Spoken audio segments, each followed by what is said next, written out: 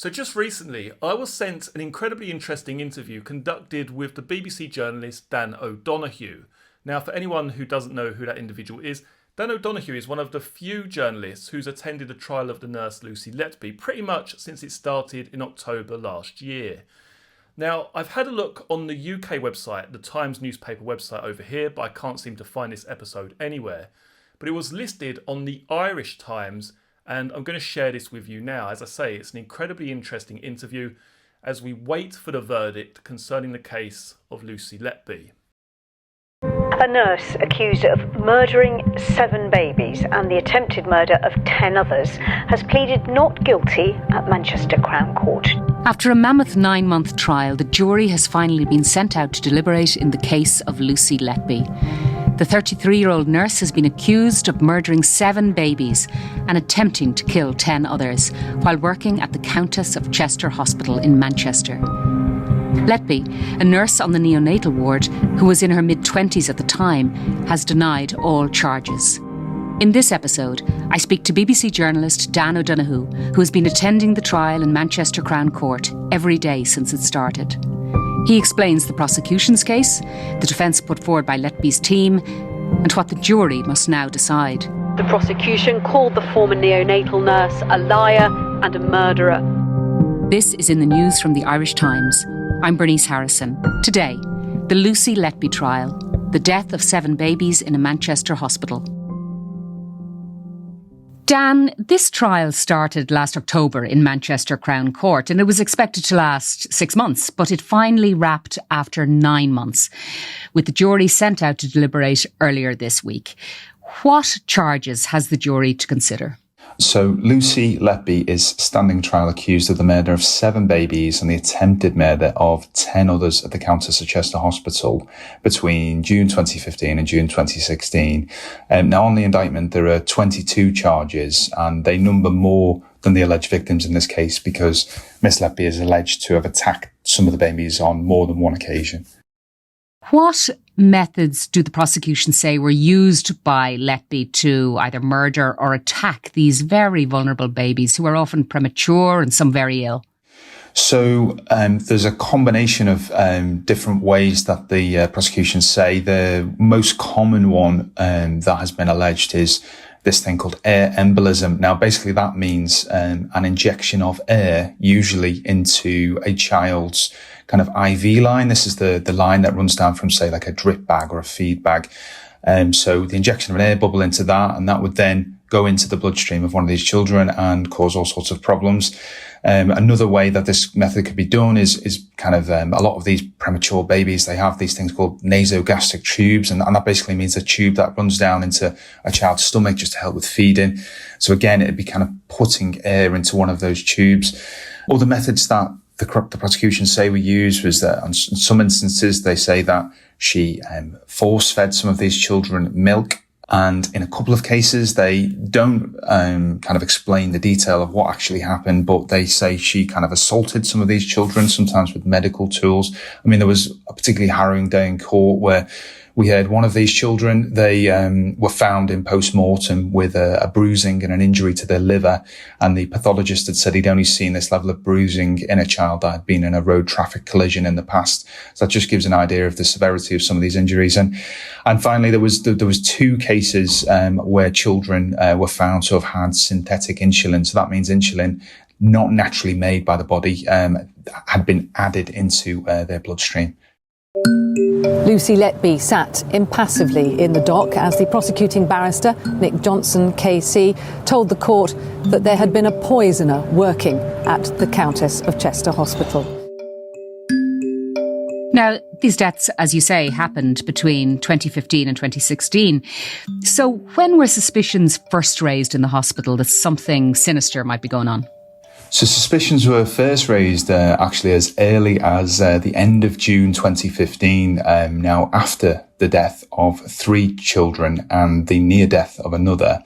One of the consultants who's played a key role in this case, Dr. Stephen Breary, he ordered a review of the unit to see if there were any kind of common factors that had contributed to these children's deaths and near deaths. And One of the things that was identified at that stage was that Lucy Letby had been present at all these incidents.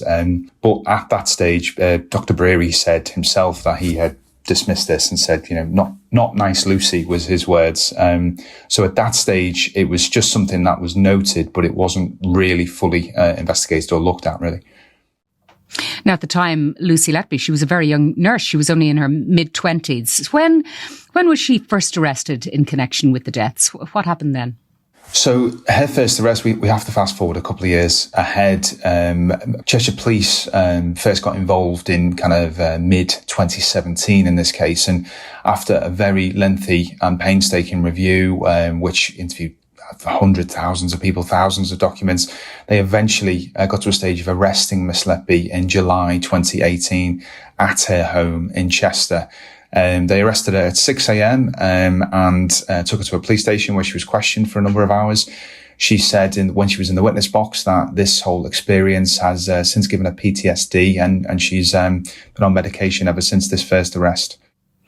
And who is Lucy Letby? What else do we know about her? Well, Lucy Letby, as you say, she was only 25 in 2015. She's now 33. She is an only child, and she was born and raised in Hereford.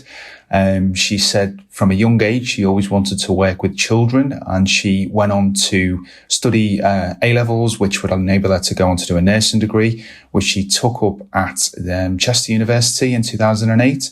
She graduated, I believe, in 2011, and the following year, after doing one of her placements at the Countess of Chester, she qualified as a Band 5 nurse in 2012, where she kind of began working on that neonatal unit. And her as a person, I mean, we've heard a lot from her kind of colleagues, doctors and nurses. I'll be completely honest with you. I mean, the descriptions that they've gave, she was a normal, sociable woman. She went on holidays. She had hobbies. She enjoyed regularly going to salsa dancing classes, keep fit classes. She went to concerts, holidays with friends. So on the face of it, a completely normal, average 25-year-old woman. Now, I suppose one of the reasons why the trial has lasted so long, 9 months, is because they're going through each of the cases of each baby. And as we know, they're 17. So that's why it's taking so long. But we obviously can't go through each of the cases. But can we maybe look at some? So what happened in the case of the triplet baby boys who Lucy was looking after she returned from holiday in Ibiza? So, yeah, as you say, these were triplet brothers, and this is just to place it in time. This is late June 2016. Lucy Letby had been away on holiday to Ibiza with friends. The night before she was due to start back on shift at the Countess of Chester, she found out about the fact that these triplets had been born, and she was texting, and she said in one message that she would be back on shift the next day with a bang. That very next day, the first of the triplet brothers, as has always been described in a lot of these cases, these were clinically stable babies under close observation. In the case of child O, they heard that he was stable up until the 23rd of June. He suffered a remarkable deterioration, that's the word of the medic on duty, and collapsed. He suffered further fatal collapses that day, and eventually didn't respond to resuscitation and died. The case of child P, this boy's brother, the very next day, so less than 24 hours later, very similar situation where this child was again stable, and he collapsed inexplicably and didn't respond to resuscitation and was pronounced dead. Now, medical experts in both of those cases said that their deaths were consistent with these children being given additional amounts of air.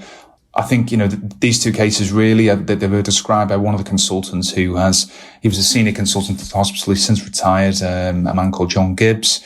He said this was the tipping point for him and his consultant team. He said child P was the seventh and final death in this case, but they'd witnessed numerous other collapses. They said, at this point, they were extremely concerned about the presence of Miss Letby on that unit. And they then took action with hospital executives to try and ensure that she was removed from frontline nursing duties. But before that, we heard that two babies, baby F and L, in the neonatal unit, they were poisoned by insulin. Can you tell us what happened there? So the child F, this baby, the prosecution say that he received insulin through there's a thing called a TPM bag, which essentially is just a drip bag with which supplies nutrients and various foods and things to premature babies. They say that this bag was tampered with and insulin was added to this bag, and very similar for child L. Both these bags were infected somehow with insulin, and they were hung, and they caused extremely high levels of insulin to be found in these children's blood on analysis. And these really, I mean, the prosecution have said, that in this case, so much of it rests on circumstantial evidence, but they have really said that, these two cases they offer a biological fingerprint for crime having been committed. And I mean, Lucy Letby herself in the witness box, when she was asked about these two cases, she acknowledged that, these children had been given insulin by someone, but just not her. Because as I say, the blood results for these two children, it kind of is not really disputed by the defence that they were given insulin. And can we talk about baby G? That was the smallest and most premature baby in this case. What happened to her? As you say, baby G, she was born in May 2015, and she, as you say, was one of the smallest and most premature babies, and she did have a number of suspected infections in the first few weeks of her life. And she was transferred out of the Council of Chichester to another hospital nearby for more specialist treatment. But she was eventually transferred back, and she was okay until the 7th of September 2015, when she was found to have projectile vomited. Now, this was something that, has been poured over in the evidence, because, it's been pointed out that this is a very small baby, and, the experts have said really would be kind of incapable of projectile vomiting to the level that she did. They say that, Miss Letby overfed this child with milk. She would go on to collapse, several more times as we went on through that month in September. Miss Letby is said to have made, numerous attempts to attack her that month. The baby survived these attacks, but we've been told that she now has a quadriplegic cerebral palsy and requires round-the-clock care. So let's look at the prosecution's case. The prosecution maintained that each time a baby collapsed or became seriously ill, Lucy Letby was on a shift. What else are they saying connects all these cases together? So one of the things that the prosecuting barrister did right at the end of his closing speech was to outline 11 common factors, and he gave this in a jury bundle to the jurors to consider. And these are things that he says really link the cases. So they go from things like there was kind of an unusual rash seen on a lot of these children in the moments before their collapse or during their collapse. And this rash was kind of a purpley pink that kind of appeared and disappeared. And the experts in this case have said that this is a symptom of an injection of air. This is a body's reaction to having an air bubble going round. They said that, there was projectile vomiting in some of the cases. They said in a couple of the cases there was bleeding seen in the throat of these children. Other things that link the cases is that these children were collapsed suddenly, and then when they were moved off the unit, say to another hospital, to one on the Wirral called Arrow Park or one in Liverpool called Alder Hey, they recovered quite quickly. And some of these children have collapsed just after their designated nurse has gone on a break, or just after, say, parents or family have been visiting one of these children and have left. So at moments where perhaps these children would be on their, well, not on their own because they're on a neonatal unit, but not being watched so closely. That's what the prosecution say, some of the common factors that link and stitch all this case together. So in the cases where they do know that babies died because they were in some way interfered with, do they have any direct evidence to support their suggestion that it was Letby? They don't, and that is a big point of this case, and something that her defence lawyer has made, front and centre of his closing speech and his opening speech to the jury, that there is no smoking gun, so to speak. There's no direct evidence. In many cases, many murder trials, there'll be such a level of kind of forensic evidence, maybe eyewitness testimony, CCTV. There'll be something where, a jury can see that and see, a clear link to a crime. In this case, as the prosecution have said themselves, it is a lot of circumstantial evidence, but they say that, when you take all of the evidence together and look at the big picture, then there's just too many coincidences really to dismiss. The handwriting of Lucy Letby on a post-it note found in her home shortly after her arrest, now presented as evidence. The prosecution say she's guilty of murder.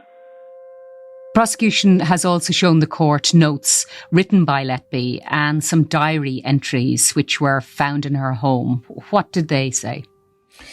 Yes, so these were on that first arrest, that first police search of her house in July 2018. They recovered all sorts of material from her home, and some of these included, your listeners may have seen some of these post-it notes that have been now released, images of which have been released by the police. Some of the words that were on there, words and phrases, she'd written things like, I don't deserve to live. I killed them on purpose because I'm not good enough to care for them. I am a horrible, evil person. I am evil. I did this. And then on other papers, she's written, help me. I can't do this anymore. And among those kind of words, I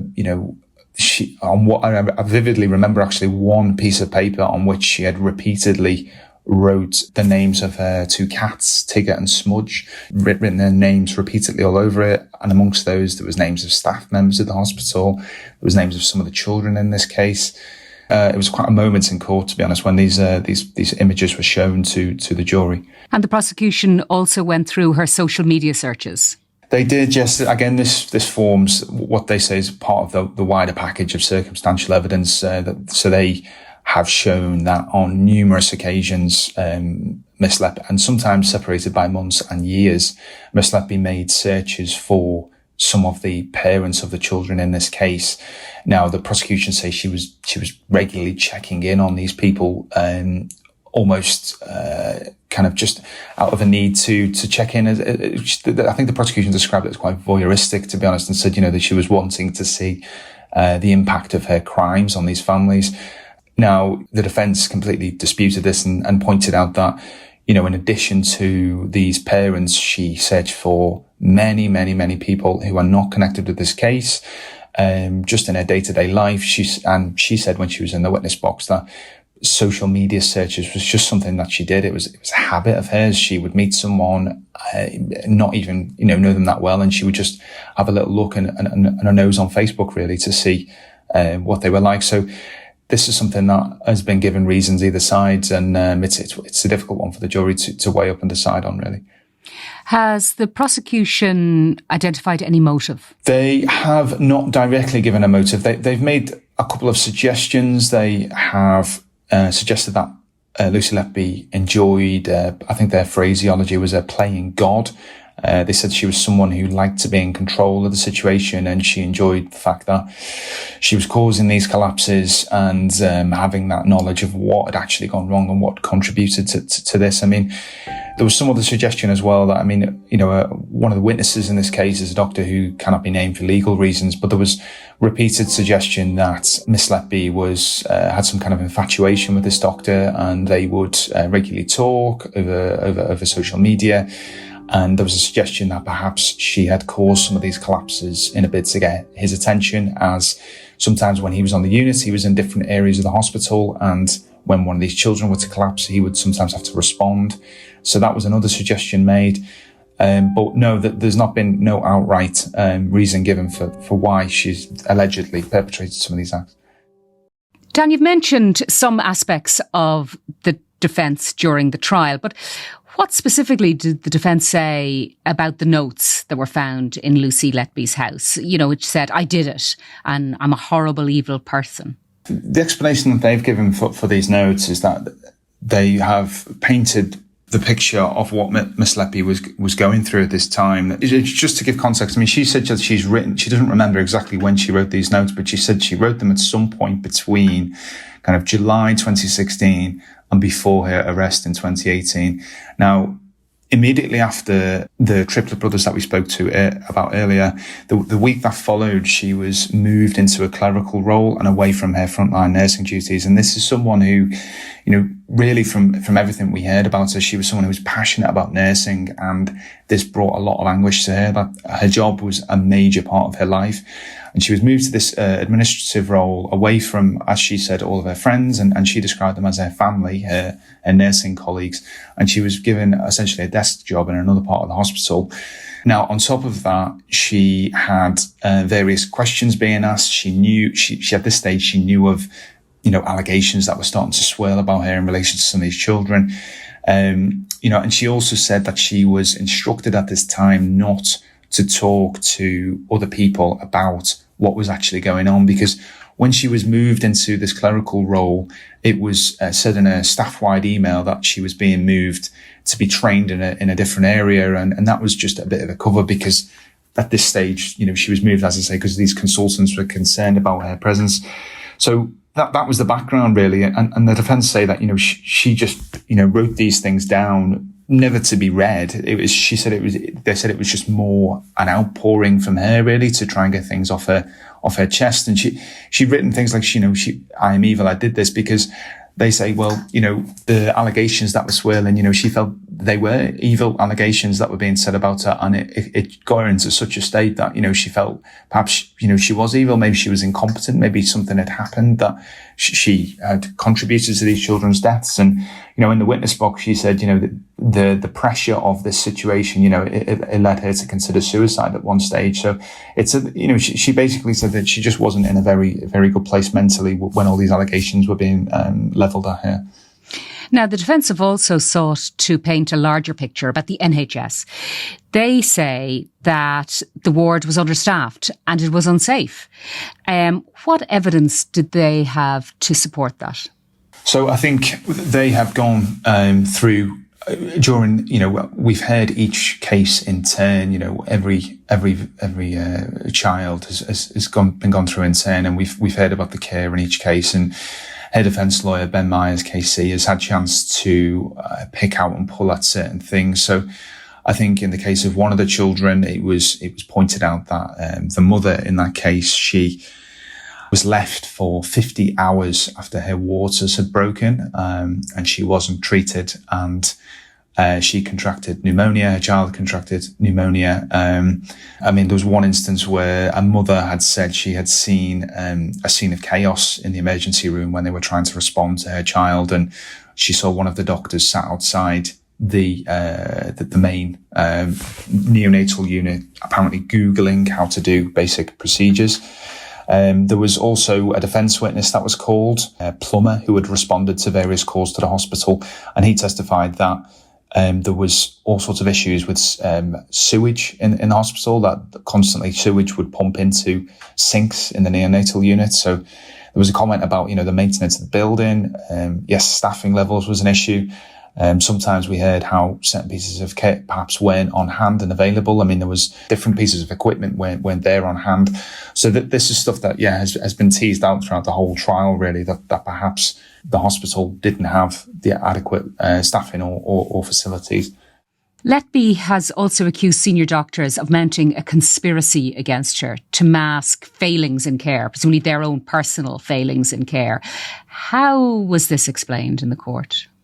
Well, yes, this is something that was picked on by the prosecution as well in cross-examination. The prosecuting barrister, Nick Johnson, KC, he referred to these, it was 4 consultants, really. They were referred to as the Gang of 4. And I've already mentioned some of the names in the course of our chat. But these people are Dr. Stephen Breary. This was the consultant who first identified Miss Letby as a presence in June 2015.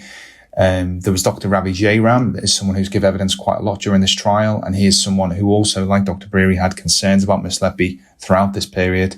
Dr. John Gibbs is another person who had concerns throughout, and there's a 4th doctor who can't be named for legal reasons. But it was said that these 4 really had, this is the argument of the defence, that they had kind of got their ducks in a row and kind of compared notes on particularly around this theory of air embolism and rashes that were seen on some of these children. The defence lawyer throughout has said that what they say they have seen in the witness box doesn't necessarily tally with what was written in medical notes at the time, that on some of these cases there was no note of these children having rashes on them at that time. The defence lawyer has said that, on reflection, that they have kind of perhaps saw these rashes when they didn't. And there's been some quite fiery moments, to be honest with you, in the courtroom between these consultants and Miss Letby's defence lawyer, where, they have clashed quite strongly over this. Because, as I say, the implication of what Miss Letby's defence barrister is saying, that these consultants are essentially making some of these things up, and they very, very strongly have rejected that. Now, the defence team, though, it's not disputing that some of the babies died through an intervention, but ultimately they're asking the jury to consider this, that how can they be certain that it was Lucy Letby who did this to the babies? Yeah, 100%. That they've said that that Lucy Letby is a dedicated, hardworking nurse, and the claims that have been made against her just doesn't stack up in evidence. I mean, I think one of the things that has been advanced strongly to almost prove her guilt is those 2 insulin cases that we spoke about earlier. That it is beyond dispute. Really, the defence don't dispute that there was insulin in these children's blood, but her defence lawyer pointed out that these bags that were hung, that were meant to be infected, they were changed at numerous times throughout the night shift when Miss Letby wasn't on shift. And if the prosecution's theory is correct, then these changes and these new bags that were hung would have to also be infected as well. And now that would essentially mean, as a defence lawyer said, that Lucy Letby would have to have a Nostradamus-like ability to predict which new bags would be hung and be able to infect them before they were hung. He's just said that this is completely, beyond belief, really, that she would have that ability to predict those things. And as I say, throughout so many different of all the cases, really, he has kind of tried to sow doubt on all those allegations, and it'll be really now a matter for the jury to consider in that locked room in Manchester Crown Court. Lucy Letby was on the stand for 3 weeks, which is gruelling. I mean, what was her demeanour like? Well, I mean, she is someone who, we were told, the jury have been told that, she's someone who suffers with PTSD and she's on medication for that. And, she has a condition called hypervigilance as well. So she's quite sensitive to movement. So I think she did struggle at first to focus in that witness box. Obviously the way the court runs is that, for a first kind of week or so was her being questioned by her own lawyer. And it was really for a chance for her to tell her side of the story, to tell the impact of these allegations on her life. And then, as you say, we went into then the cross-examination, which, any cross-examination in any trial is brutal. I mean, just to give you an idea of the gear change, really, I remember it was quite a moment in court when, her defence barrister asked her last question, and Miss Letby was in tears, kind of having responded, just talking about the impact of this on her life. And the first question from the Crown Prosecutor who stood up was to ask Miss Letby why she only cries for herself and not any of her alleged victims. So it's quite a gear change immediately. And, Miss Letby was then taken forensically back over every case again. And repeatedly, she was told that, she had murdered these infants, so she had to repeatedly deny that allegation. So it was an incredibly, I think, difficult couple of weeks for her to sit there and field those questions.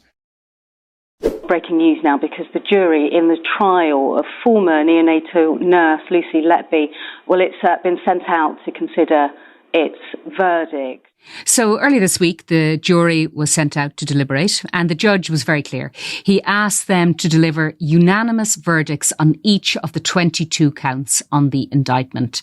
How long do you think the deliberations will continue for?